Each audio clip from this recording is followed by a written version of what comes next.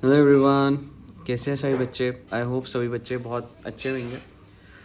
And मैं 2-3 दिन से सोच रहा था बच्चे एक वीडियो बनाने के लिए and to address all the students, but मेरी थोड़ी तबीयत ठीक नहीं थी, तो अब काफ़ी बेटर है। तो मुझे लगा कि मैं कुछ बातें शेयर करना चाहता हूँ बच्चों से, और ये वीडियो स्पेसिफिकली 2 चीज़ों को एड्रेस करने के लिए। फर्स्ट इज़ जो CA इंटर का रिज़ल्ट आया, जिन बच्चों का हो गया उनके लिए मेनी कॉन्ग्रेचुलेशंस, एंड जिनका नहीं हुआ स्पेशली फॉर देम ये वीडियो है कि हाउ टू अप्रोच फर्दर।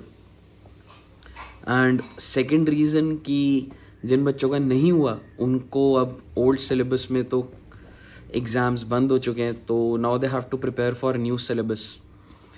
तो क्या चेंजेस हैं, कैसे सर हमें अपनी पढ़ाई को आगे करना चाहिए। तो ये 2 रीज़न्स है। तो आइए फर्स्ट रीज़न पर आते हैं पहले, कि अब जिन बच्चों का तो क्लियर हो गया वो तो बढ़िया है, लाइफ आगे चल रही है, सही है।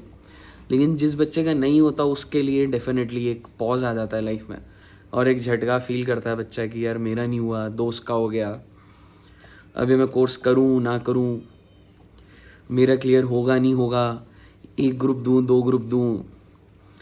तो उसको थोड़ा सा मैं आपके साथ अपनी मेरा जो एक्सपीरियंस है वो शेयर करना चाहता हूँ। तो पहली चीज़ तो ये है कि नहीं हुआ तो भाई इतना कोई लोड लेने की ज़रूरत नहीं है, नॉट अ बिग डील। ये कोर्सेज में घुसने से पहले भी आपको बता दो, और अब आप एक्सपीरियंस कर ही रहे हो कि ये कोर्स कोई ऐसा तो है नहीं कि एग्ज़ाम दो और क्लियर हो जाता है। मैक्सिमम परसेंटेज ऑफ स्टूडेंट को अटैम्प्ट लगती हैं, और अगर आपको लग गई हैं तो इसमें कोई करियर पे कोई इम्पैक्ट नहीं आता बच्चे। लॉन्ग रन लाइफ में तुमने करोड़ों कमाने हैं, कमा लोगे, समझ रहे हो। तो तुम सोच चुके हो कि CA करना है तो जस्ट गो विद इट। आपका फोकस बहुत बड़ी चीज़ होती है, तो बहुत छोटा सा हर्डल है लाइफ का कि अटेम्प्ट लग रहा है। अभी आपको बड़ा लग रहा होगा, लेकिन अभी सूनर आफ्टर सम टाइम आप समझोगे कि आपका विजन स्ट्रांग होना चाहिए। ये तो प्रॉब्लम्स तो चलती रहती है, ठीक है। तो बेसिकली ऐसा मत सोचो हमारे साथ क्यों हुआ, कि अब क्या होगा। अगर आप अपनी फुल एफर्ट दोगे नेक्स्ट अटेम्प्ट में तो डेफिनेटली क्लियर होगा।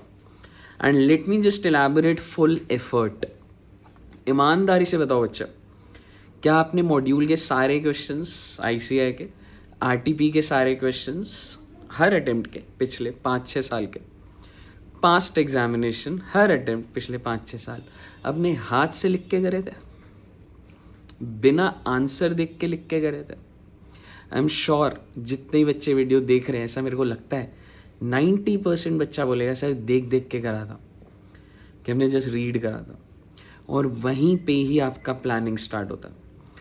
आपको हर एक क्वेश्चन, आपको you have to be honest in your studies. आपको ऐसे नहीं करना बच्चे कि आपने मैराथन देख ली, आपने रिवीजन लेक्चर देख लिया। ये ना कन्फ्यूजन है आज के टाइम पे।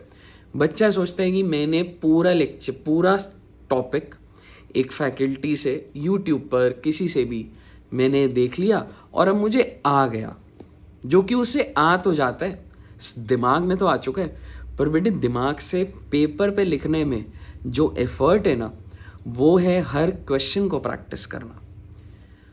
आपका स्ट्रक्चर बना हुआ है, मैं इस बात को डिनाई नहीं करूँगा, आपको आती हैं चीज़ें, बट वो जो दिमाग से जो लिखित रजिस्टर में है ना, वहाँ पे शॉर्टेज चल रही है, जिसके कारण हम वो चीज़ क्लियर नहीं कर पा रहे।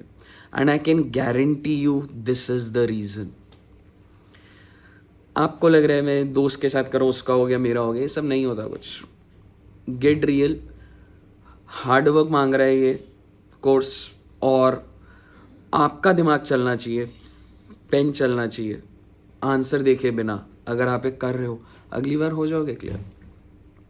तो लास्ट टाइम और इस बार में कोई प्लानिंग का कोई चेंज नहीं है। दोबारा से मैं यही कहूँगा, आप कोई भी चैप्टर ख़त्म कर रहे हो, let's suppose house property, tax के अंदर, जब हमने हाउस प्रॉपर्टी कर लिया तो आपको RTP में भी हाउस प्रॉपर्टी का करना है।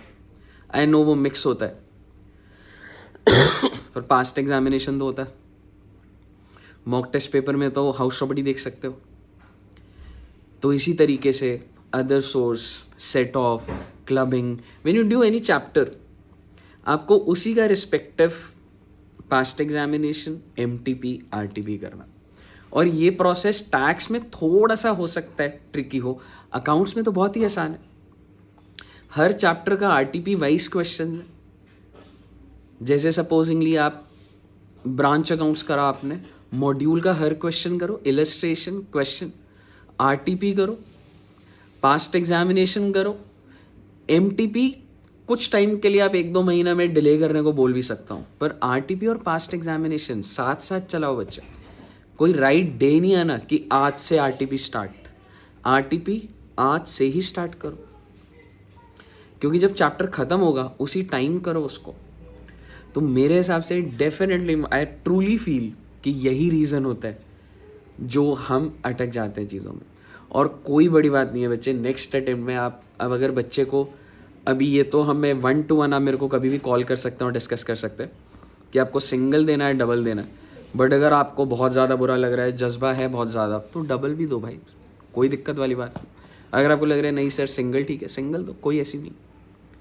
अब न्यू सिलेबस के अंदर तो 6 सब्जेक्ट हो गए और EIS हट गया है, ठीक है ना, तो थोड़ा कंटेंट तो कम हुआ है, ठीक है। तो बेसिकली ऐसे हार मत मानो, ऐसे मत सोचो कुछ नहीं हुआ लाइफ में, आगे बढ़ो। हो गए 2-4 दिन एग्जाम्स को, हो गए 12-12 14-14 घंटे पढ़ाई करो। सेकंड थिंग, ओल्ड सिलेबस का पढ़ा हुआ है सर, न्यू सिलेबस में अब तो सर नोट्स का क्या करेंगे, टैक्स के एज इट इज़ रहेंगे आपके नोट्स, मैं ज़्यादा कॉम्प्लिकेट नहीं करूँगा।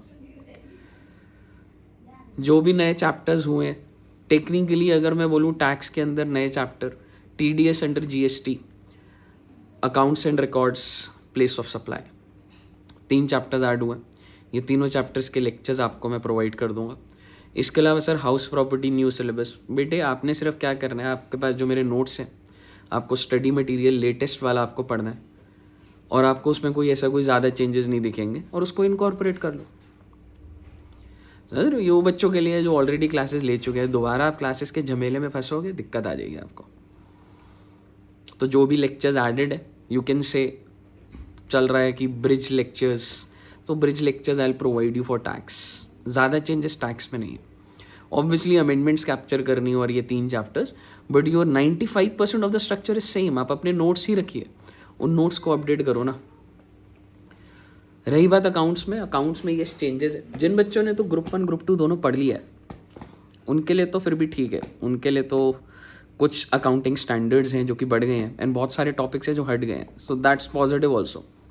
Hire purchase, pre and post, departmental, liquidation in group 2, ठीक है, और भी ऐसे 2-4 सिंगल एंट्री, इंश्योरेंस और स्टॉक प्रॉफिट, ये सब हट गए। उसकी जगह ऐड हो गए कुछ अकाउंटिंग स्टैंडर्ड्स, तो वो accounting standards definitely from next week onwards आपको मैं एक through maybe YouTube video और something, some updations through banners मैं आपको बता दूंगा how we are going to cover it. As of now जो बच्चों ने तो सिर्फ ग्रुप 1 पढ़ा हुआ है उनके लिए तो अकाउंट्स में काफ़ी चेंज है, भारी चेंज है, 70% चेंज है। जो बच्चे ऑलरेडी दोनों ग्रुप पढ़ चुके हैं, अकाउंट्स 1-2 पढ़ चुके हैं, उनके लिए ज़्यादा चेंज नहीं है। सो ऐसा कुछ नहीं है, 6-7 अकाउंटिंग स्टैंडर्ड्स बढ़ जाएंगे, ठीक है, ऐसा कुछ नहीं है, तो चिल है। लेकिन किस बच्चे को न्यू सिलेबस के लिए आई वुड से कि अलर्ट होना चाहिए एंड थोड़ा प्रोएक्टिव ज़्यादा होना चाहिए, जिसे सिर्फ ग्रुप 1 पढ़ा था, क्योंकि उन्होंने जो भी पढ़ा काफ़ी हद तक हट गया और जो अब नया है दैट इज़ टेक्निकली 60-70% नया बातें, ठीक है ना बच्चे। But nothing to worry about, आपके पास टाइम है एंड मैं अकाउंट्स और टैक्स आपको पूरा अच्छे तरीके से जो भी न्यू सिलेबस में ऐड हुआ है उसके लेक्चर्स आपको डेफिनेटली प्रोवाइड करे जाएंगे। तो ऐसा कुछ नहीं है, ठीक है, अपना जो हो गया अब एग्ज़ाम में उससे अपने दिल पे लगाने की बात नहीं है। नया स्टार्ट करो, प्लान करो, 12 घंटे पढ़ाई करो और ओल्ड स्ट्रक्चर इज़ वैलिड। ऐसा नहीं है ओल्ड से न्यू पूरा चेंज हुआ, कुछ नहीं चेंज हुआ, 20% चेंज हुआ, इंक्रीमेंटल पकड़ लेंगे। इतना तो आप मेहनती, इतने तो आप डेयरिंग हुई। तो इतना ही रखते हैं जी वीडियो में। Thank you so much and all the very best, keep doing hard work.